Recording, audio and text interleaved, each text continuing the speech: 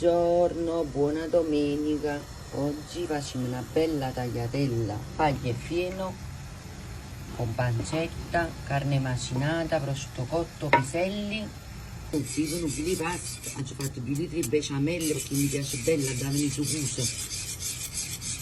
Avete scaldato la pasta, ammiscate, facete un misca Francesco con tutto quello che avete preparato.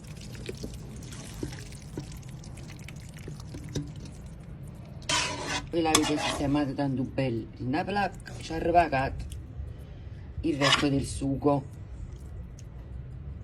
altro po' di besciamella sopra, bella spolverata di parmigiano, mi raccomando abbondate perché se ci mettete ci trovate.